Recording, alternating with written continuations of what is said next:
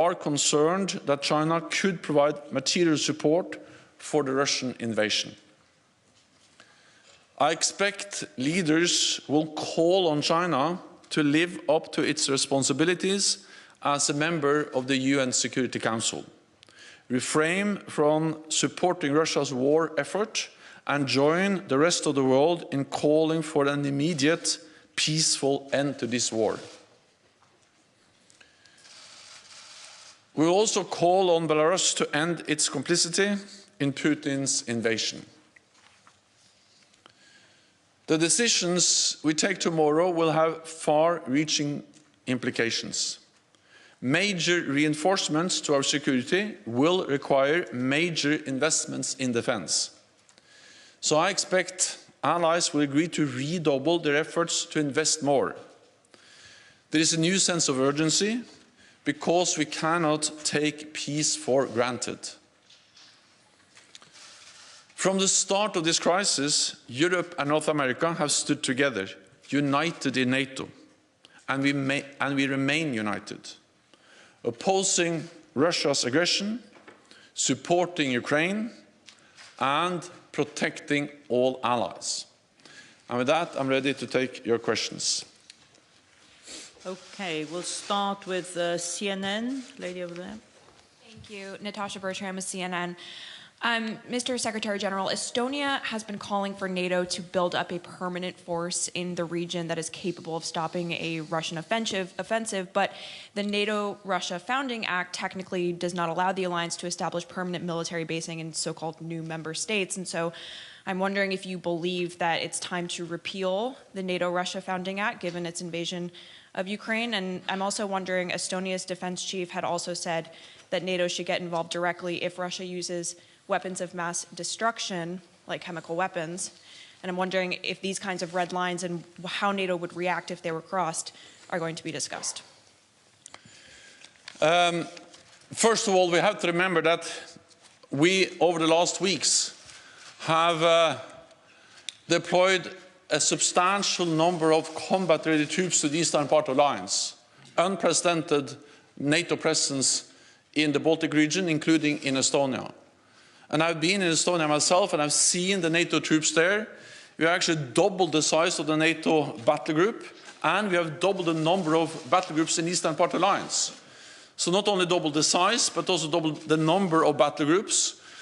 Close to 40,000 troops under direct NATO command, and then on top of that, increased presence by the United States and others on, within the bilateral arrangements. So in totality, this is a significant reinforcement of our presence in the east, including in Estonia, with air, sea and land forces. And we are ready and we are there to protect and defend allies. We are ready to respond massively to any potential threat attack against any NATO allied country. This has already happened. So this reinforcement has already taken place. And we will then also tomorrow make decisions and declare that we have deployed 4 more battle groups to Slovakia, Hungary, Bulgaria and Romania. Then there is a need to also address the more long-term consequences. So in addition to what we have already done, I expect also allied leaders tomorrow to agree a tasking to our military commanders to look into the more longer-term consequences for our deterrence and defense.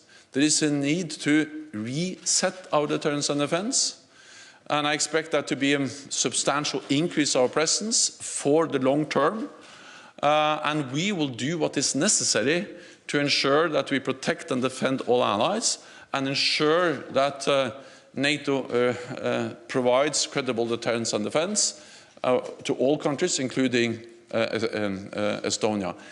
Russia has walked away from the NATO-Russia Founding Act.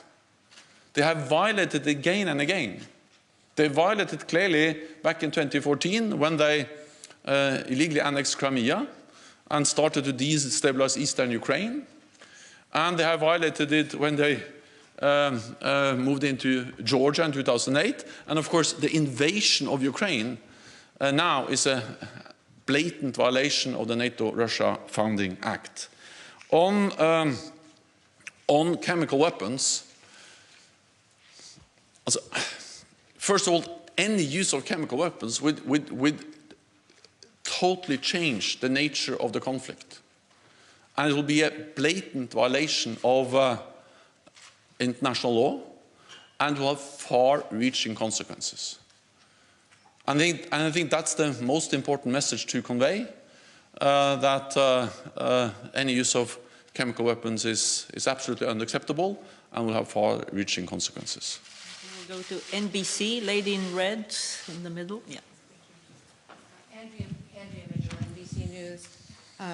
Secretary General, President Biden, in leaving Washington, just said that he believes that the use of chemical weapons by Russia in Ukraine is a real threat. You have just said that we cannot take peace for granted, and there is no sign, certainly, that Vladimir Putin is taking diplomacy seriously.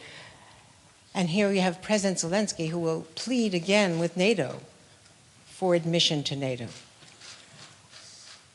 If chemical weapons are used in Ukraine, how would it be morally acceptable for NATO to ignore President Zelensky's plea for NATO admission? For NATO? For NATO admission. To ignore his plea to be admitted to NATO. Thank you, sir.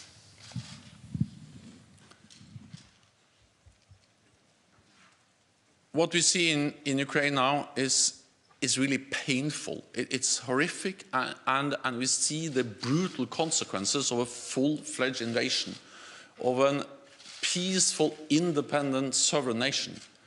And that's also the reason why NATO allies have stepped up support, including with advanced air defense systems, anti-tank systems, different types of weapons, ammunition, and we are providing unprecedented support to Ukraine. And this is actually also comes on top of what we have done for many years, because NATO allies have trained tens of thousands of Ukrainian troops since 2014. And they are now on the front line fighting the invading forces. And it is first and foremost the courage of the Ukrainian forces and the Ukrainian people and the Ukrainian leadership that has enabled them to resist and to fight back against the Russian invasion. But at the same time, the support they have received for many years has proven extremely important and critical. And I expect that when Allied leaders meet tomorrow, they will address how to further strengthen our support to Ukraine. NATO membership is not on the agenda, but support to Ukraine is absolutely on top of our agenda and will be one of the main issues to be addressed tomorrow. Okay, Sky. Thank you. Secretary General, thank you very much. Mark Stone from Sky News. Could you explain or could you outline how NATO defends itself against a nuclear attack? Because it's clear that on Russian state media, they are openly, propagandists, pundits, people close to the Kremlin are now talking in pretty straight and stark terms about a nuclear attack. How does NATO defend itself against a nuclear attack? Thank you. Russia must stop its nuclear saber rattling. This is dangerous and it is irresponsible. NATO is there to protect and defend all allies, and we convey a very clear message to Russia that the nuclear war cannot be won and should never be fought. And it just highlights the importance of ending the war in Ukraine, because we need to do everything we can to prevent the war from escalating beyond Ukraine and becoming even more deadly and even more dangerous than what we see today. Any use of nuclear weapons will fundamentally change the nature of the conflict, and Russia must understand that a nuclear war should never be fought and they can never win a nuclear war. This is actually something that Russia has agreed to again and again, and the continued nuclear saber-rattling from Russia, the nuclear rhetoric is actually contradicting what they have stated in the UN and in other formats, agreeing that we should do whatever we can to prevent a nuclear conflict. Okay. Al Jazeera. Secretary General, staying with weapons of mass destruction, you said in your opening statement on chemical and biological weapons that you were thinking of equipment to protect Ukraine. Can you give us more details of what you're going to be proposing to the leaders tomorrow? So we have provided different types of support, also when it comes to different measures to protect against chemical weapons. And I expect the allies to look into how they can step up and provide more equipment to protect and defend against chemical weapons. I don't think it's useful if I go into all the details, partly because allies will discuss this tomorrow, but also partly because I think that when it comes to the details about exactly what kind of support we provide, it's actually not always the best thing to be too detailed about that. We provide support, we are stepping up our support, and we are concerned about the possibility of use of chemical weapons or biological weapons. We've also seen not only the nuclear rhetoric from the Russian side, but also these false claims that Ukraine, supported by NATO allies, are producing and preparing for the use of chemical weapons. This is an absolute false accusation, but it may be a way for them to, in a way, try to create a pretext for their use of chemical weapons. Russia has used chemical agents before against their own opposition and also on NATO allied territory in Salisbury.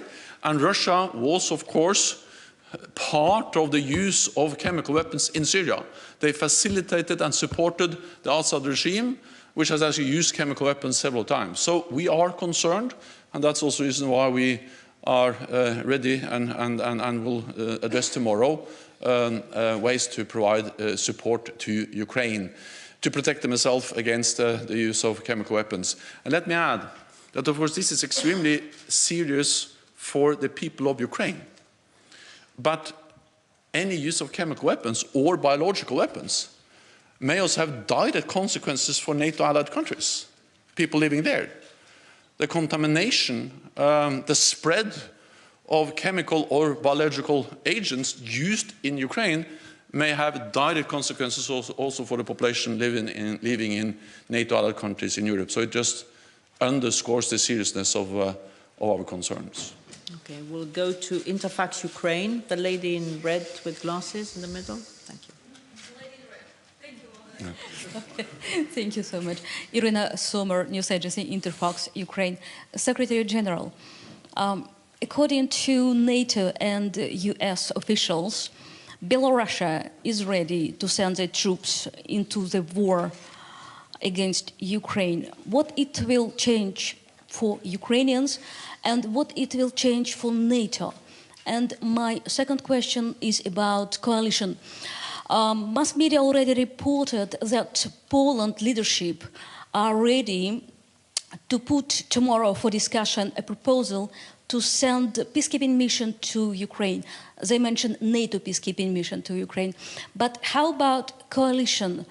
Coming back to 2003, a coalition were created from 3 NATO alliances and 1 non-NATO country in Iraq. Do you think it will be a good solution to create a coalition of countries who wants to fight for Ukraine without NATO involvement? Thank you. So first on Belarus. Belarus has been complicit to this invasion from the start, actually before the start, because Belarus allowed its territory to be used as a ground for mobilizing massing troops that invaded Ukraine. And Belarus continues to enable the invasion by providing the territory, airfields, military infrastructure, bases, but also by allowing Russia to use Belarusian airspace to launch attacks every night, every day against Ukrainian cities, against Ukrainian civilians, against the Ukrainian nation. So Belarus is already heavily involved in the way that it has been complicit and has supported the Russian invasion. And of course we call on Belarus to stop doing exactly that and not be used by Russia to conduct this brutal war against neighbor Ukraine. When it comes to forces, so NATO is not part of the conflict. We provide support to Ukraine, but we're not part of the conflict. We help Ukraine with upholding their right for self-defense, which is enshrined in the UN Charter. But NATO will not send troops into Ukraine. We have to understand that it is extremely important to provide support to Ukraine, and we are stepping up. But at the same time, it is also extremely important to prevent that this conflict becomes a full-fledged war between NATO and Russia. And therefore, it has been a very clear message from NATO allies that we will not send troops to Ukraine. We have a Polish radio, lady at the back. Yes. Thank you very much, Anna. Beata Pomecka, Polskie Radio, Polish public broadcaster. Secretary General, if I may ask again about enhancing the forward presence on the eastern flank, is it a time to consider or to decide to enlarge the battalions that are in Baltic states and Poland into the brigade groups, and also follow up to the question concerning nuclear threats repeated again and again by Russia? Is there a possibility for the leaders to prepare a kind of a plan just in case? Thank you very much. First, on the nuclear threat, NATO has plans in place to protect all allies against any threat. But our main message is that Russia should stop this dangerous, irresponsible nuclear rhetoric. But let there be no doubt about our readiness to protect and defend allies against any threat, any attack. And of course, we have plans in place to do exactly that. On the size, well, first of all, so before this invasion, we had 4 battle groups, battalion-sized. Now we have doubled the size of those battle groups in Poland, in Lithuania, in Estonia, and in Latvia. And then we have doubled the number of battle groups with the new battle groups in Slovakia, Hungary, Bulgaria, and Romania, which the leaders will then announce tomorrow. And there are more. In Poland, there are also additional troops from the US. I recently visited the Valsk Air Base. I met with US and other pilots. So there has been a significant increase of NATO allies, especially the United States, presence in the eastern part of the alliance. This is our immediate response, has already taken place. Then I think we need to separate that a bit from the more longer-term adaptation of our alliance. And we will spend some time now, from now until the summit in June, to make more fundamental decisions on our deterrence and defense. It's about resetting our deterrence and defense, especially in the East. And there I expect that a part of that will be a significant increase of our presence on the ground in the eastern part of the alliance for the long term. So immediately we have done a lot.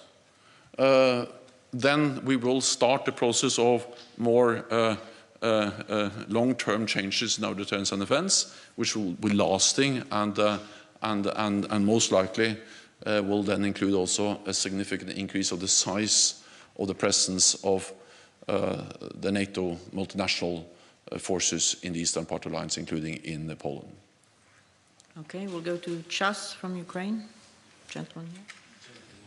Gentleman in blue.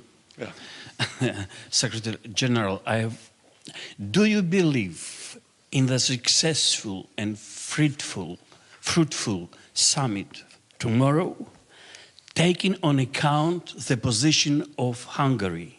As you know, that they are going to block the main issues you will put on the table tomorrow concerning of the help to Ukraine. Well, I believe it will be an important summit tomorrow, an extraordinary NATO summit in an extraordinary security situation, where we face the biggest security threat for a generation since actually the end of the Second World War. And therefore, I believe this is an important meeting, and I'm confident that allies will agree on important issues, including on the importance of providing support to Ukraine, strengthening our own deterrence and defense, and also provide support to other partners which are now under pressure from Russia, for instance, Georgia and Bosnia-Herzegovina. And I expect all allies to agree, all 30. Okay, we'll go to Politico. A lady here. Thank you, second row. Thank you very much, Secretary General. I'm Lily Bayer from Politico. Some NATO allies have expressed an interest in having you potentially stay on for an extra year in your current role, given the current situation. Would you be open to staying in your current job another year? Thank you. This is for 30 allies to decide. My focus is on preparing the summit tomorrow in the midst of the most serious security situation we have been in for decades. And that's my focus, and then I leave it to the allies to decide on the other things. Okay, we'll go to Afghan Voice, lady in green. Thank you very much, Oana. Layla Mossadid from Brussels Morning. I'm sorry, I know this is a very tough situation. I would like to ask a question about Afghanistan, which is disappear from meetings and also from news, unfortunately. Actually, today, millions of girls and women were waiting to open the schools and university in Afghanistan, but unfortunately, it's not happened.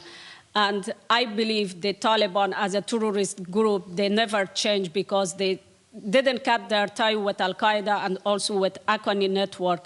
So in a country, the women are disappear from the society, and also there is no woman right, human right, and also freedom of expression, and also liberty at all. They are killing, raping, and also torturing and imprison the people in Afghanistan. Why is it acceptable and attractive for EU and also for NATO? Thank you. I think it is very important that we don't forget Afghanistan.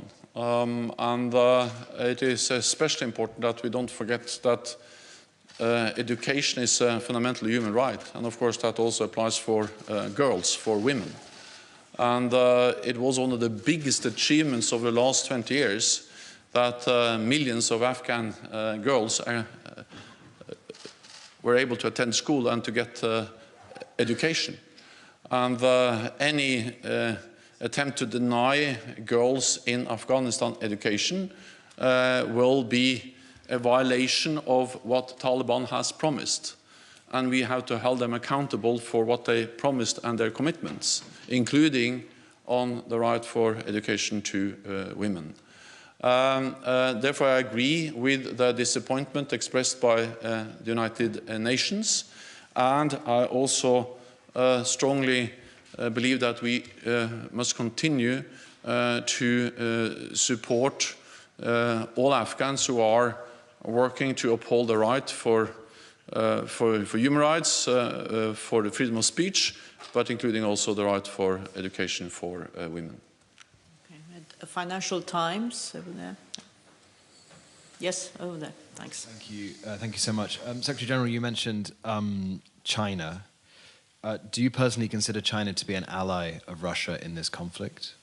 And what would you like to see from NATO member states in terms of real actions that could pressure China into ceasing its support for Russia? Thank you.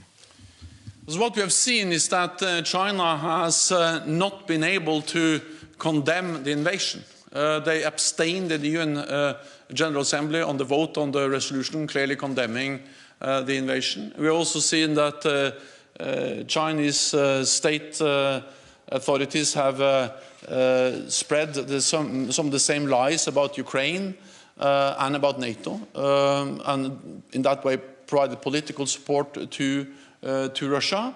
And of course for NATO it is of particular concern that China now for the first time has questioned some of the key principles for our security, including the right for every nation in Europe to choose its own path.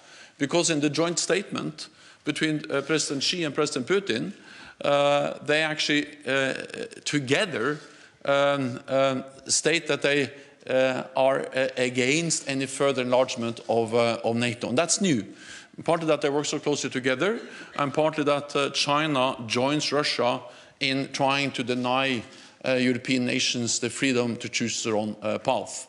And therefore we call on Russia, and I expect the leaders when they meet tomorrow to call on Russia, to call on China to condemn the invasion and to engage in diplomatic efforts to find a peaceful way to end this war as soon as possible.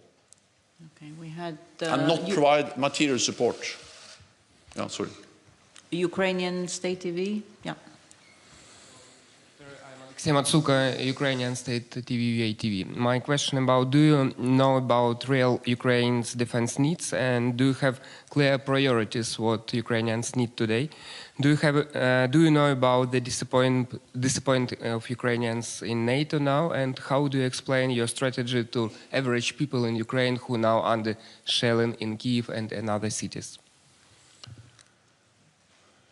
What we see in Ukraine is horrific. It's painful even for us to watch, and then of course it's even worse for those who are there.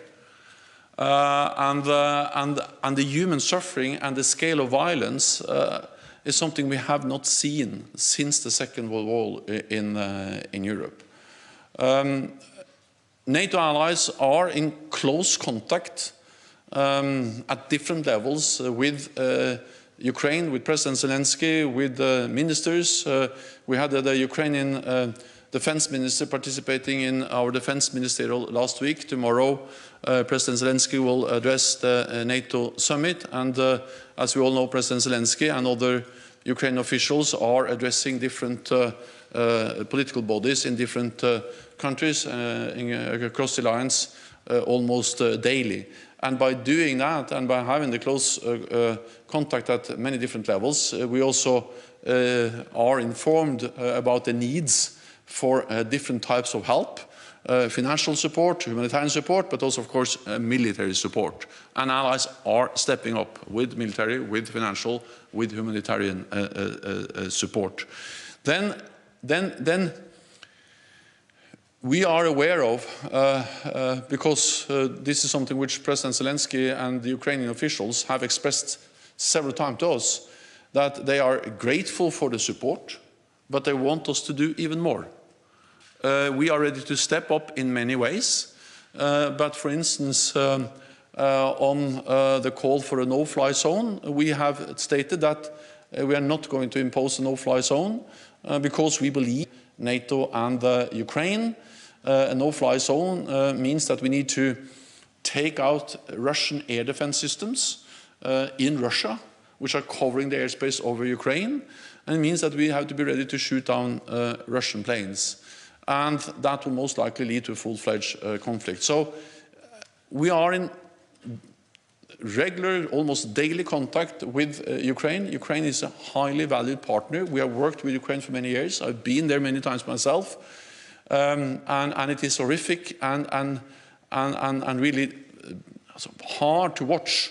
And that's also the reason why allies have provide support, but also have imposed unprecedented sanctions on Russia to ensure that this war ends.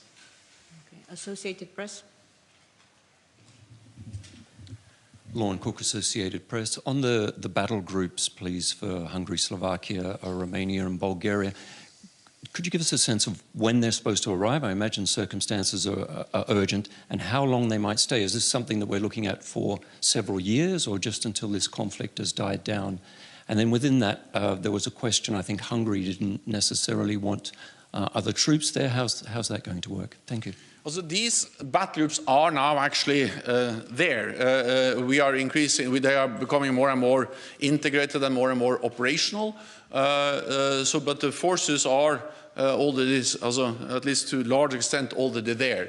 And they're going to be NATO multinational battle groups.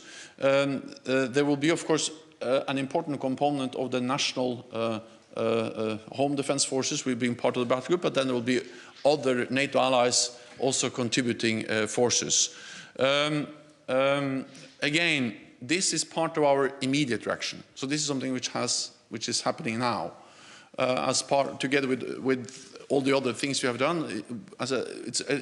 It's hundreds of thousands of NATO troops on heightened alert, roughly 100,000 US troops in Europe now, many of them in the eastern part of the alliance. And that is significantly more than before the crisis. And then around 40,000 troops on the direct NATO command. And all of this is the immediate response to the Russian invasion of Ukraine. We will have that in place as long as necessary. But in parallel with that, we have started the process to reset for the long term our deterrence and defense. Because it is already today possible to say that this invasion, this brutal war in Ukraine, would have long-term consequences for our security. It's a new normal for our security, and NATO has to respond to that new reality. But that more long-term process will take some more weeks. But we can do that because we already have implemented a significant reinforcement of our presence in the east, and in parallel that we are addressing more long-term changes, including, most likely, significant increased presence in the air, on land, at sea, in the eastern part of the alliance. Okay, we'll take two more questions, Wall Street Journal, and then we'll come down here to Bloomberg. Thank you very much. Dan Michaels, Wall Street Journal. When you look at how successfully the Ukrainian troops have they been able to hold back the Russians in many places, much to the surprise of the Russians, apparently, partly thanks to training from NATO and NATO member states. Do you wish that over recent years NATO and its members had been able actually to do more? Do you feel that if more had been done, that the situation could be different? Thank you.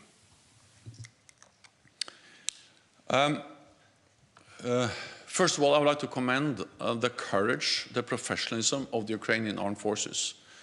I have met them in Ukraine, and we are all aware that compared to where they were back in 2014, this is a total different force than 8 years ago.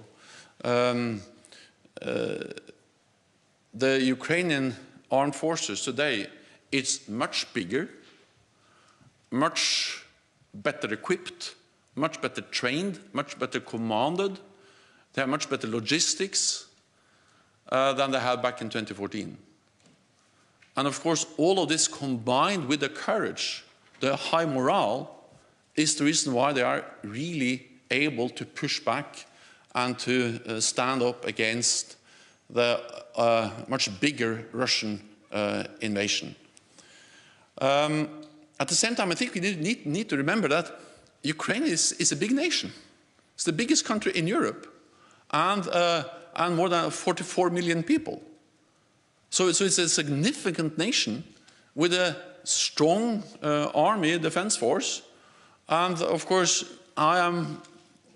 it's important that NATO allies have provided support for many years, especially the United States, Canada and the United Kingdom, but also some other allies. And also believe it is important to understand that that, NATO has also provided support on logistics, on command, on modernizing the security institutions. The transformation of the Ukrainian armed forces has been supported by also NATO as an institution. And for instance, Yavoriv, the place that was attacked, is a place where we conducted training and support for Ukrainians. I've been there myself and seen how NATO allies and NATO for many years have provided important support. Of course, it's always, in hindsight, possible to say that we should have done even more.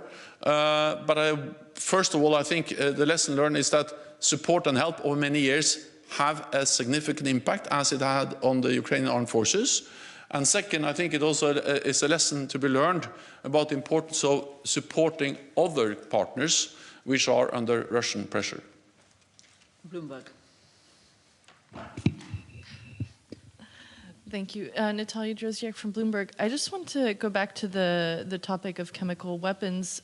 You mentioned last week that there was a risk that Russia could try to do this under the cover of a false flag event. And today you're talking about allies sending protective equipment. What can you tell us about the threat? How has it evolved? Is it becoming more urgent or imminent? Thank you. We are concerned, and we are concerned because we see the rhetoric, we see the attempts by Russia to create this pretext and accuse us and Ukraine for preparing the use of chemical weapons.